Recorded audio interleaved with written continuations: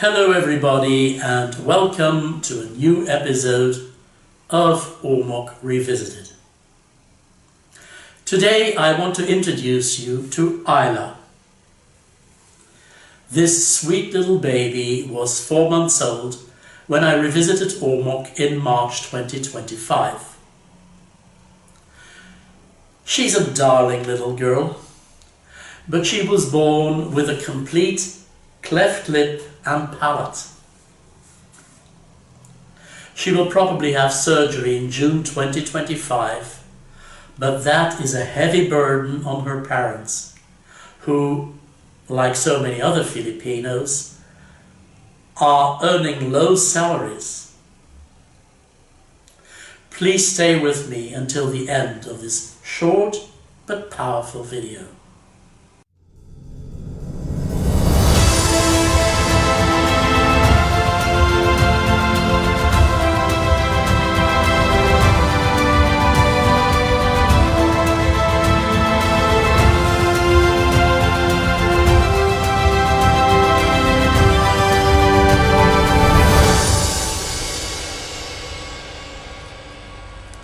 This was normally going to be an interview with Eila's parents. But when my video camera broke down while in OR04, I had to cancel that. Hence, I will try to tell you the story as good as possible in my own words. Eila's parents are Jonard and Nikki. Those of you who have watched the first season of OR04 Revisited will know who they are. I have known Jonard and his 2 younger sisters since they were children. 20 years later, they are all grown up and have children of their own. Jonard and Nikki now have 2 children, Empress, who is 7, and the star of today's episode, Eila. They could have had 3, as Nikki's first pregnancy ended in a miscarriage. All her pregnancies were difficult. When she was pregnant with Empress, Nikki had to stop working and rest as much as possible.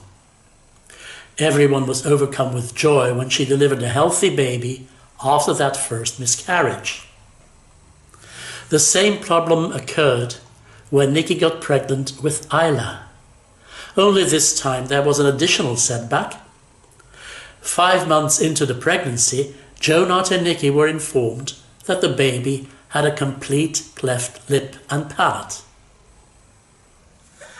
This was a real bummer, and having such a close relationship with this family, I was really sad when I heard the news. But it cheered me up when I heard that there was good hope for successful surgery. Apparently there's a sort of program in the Philippines that allows people to get free surgery under certain conditions. Jonard and Nikki are both working, but neither one of them has a big salary. And I don't know how they would have managed if they had to pay for the surgery themselves. But the fact that the actual surgery is free doesn't put them out of the woods yet. They had to pay for the pre-surgical treatment, and that was more than they could afford. Some family members chipped in, and I volunteered to cover half the amount of the pre-surgical treatment.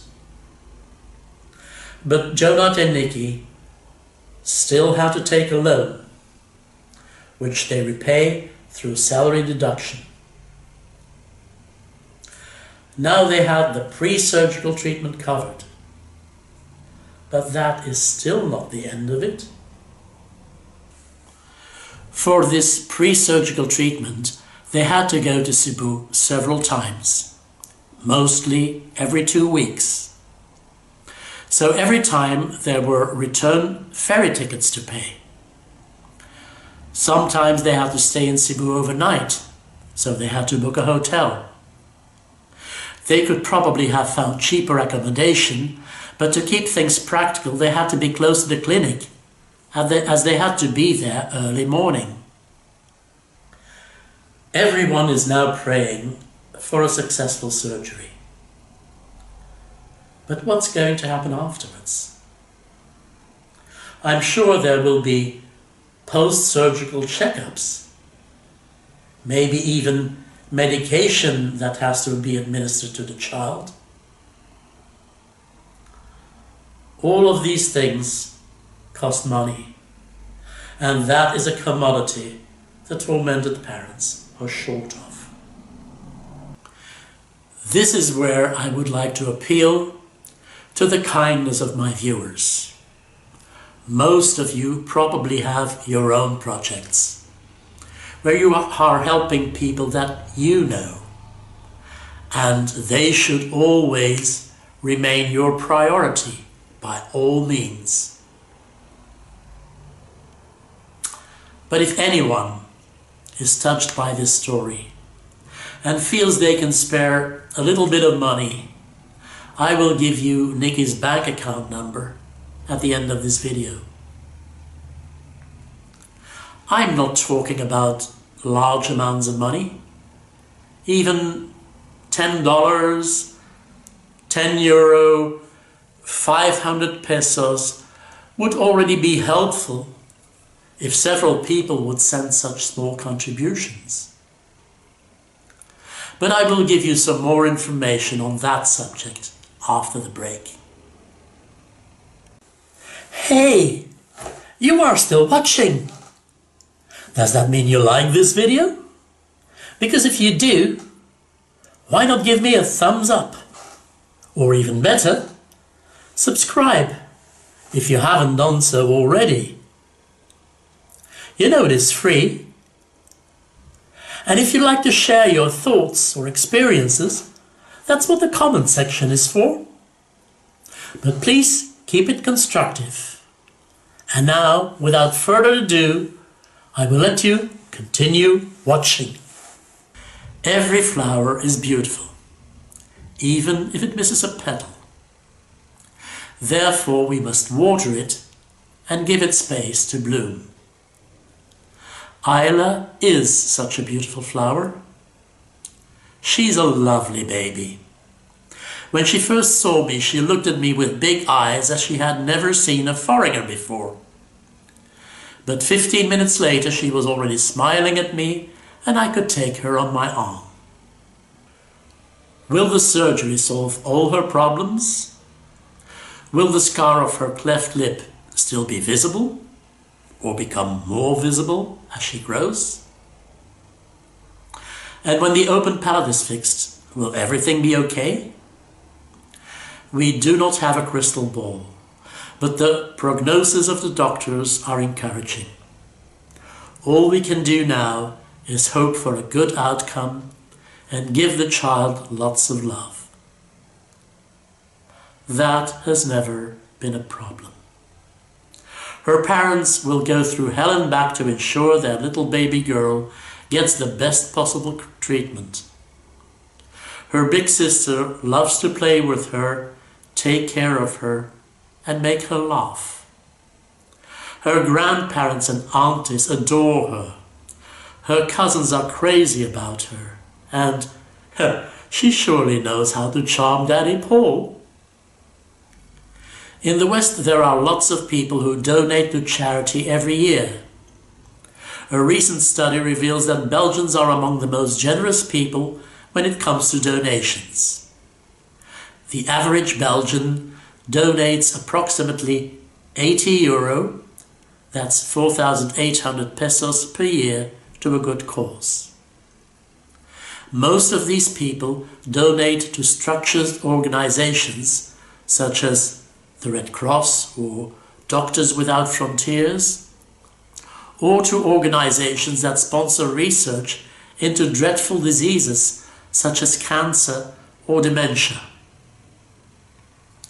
I don't do that anymore, since I know enough people in the Philippines who can use some support once in a while, and to whom I can donate directly without overheads. Mind you, As I have been taken advantage of in the past, I am not as generous as I used to be. I try to stick to one donation per year, and it has to be for a worthy cause. Now, what cause could be more worthy than investing in the future of an innocent baby who deserves a good and healthy life? With the money I have sent, I largely exceeded my national average that I mentioned before, but I immediately made it understood that this is a one-time donation. They are most likely to need more money in the future, but that money won't be mine. Jonard and Nikki know that. I've done my part with a gift that came from the bottom of my heart, but this is where it stops. That's why I'm reaching out to others to follow my example, but with much smaller amounts of money. Every little bit helps. Lots of glasses can fill a whole bucket, and nobody cares how many centiliters there are in your glass. Every drop will be appreciated, as it will help Jonard and Nikki to keep watering their precious flower, the one with the missing petal.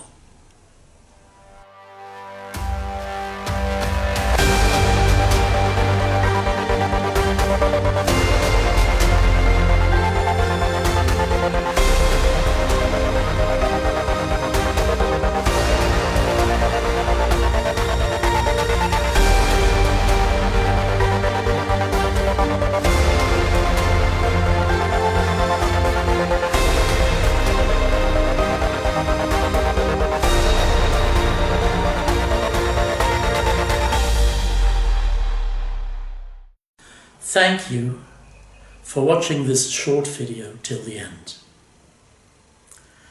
It may not be the most uplifting subject, but it's a subject that is close to my heart. And those of you who are living in the Philippines know what I'm talking about. Because there are lots of little Eilas who need extra care, and lots of Jonards and Nickis who are struggling to give it to them. I will keep you informed on the outcome of the surgery. Take care, and see you in the next episode of OR04 Revisited. If you like watching OR04 Revisited, you may also fancy my other series, 7 Amazing Tales of the Philippines and the Expat Files. Or maybe you are more interested in my videos about Europe. You can find all of these on Homebase Belgium. Be happy, stay healthy, and enjoy life.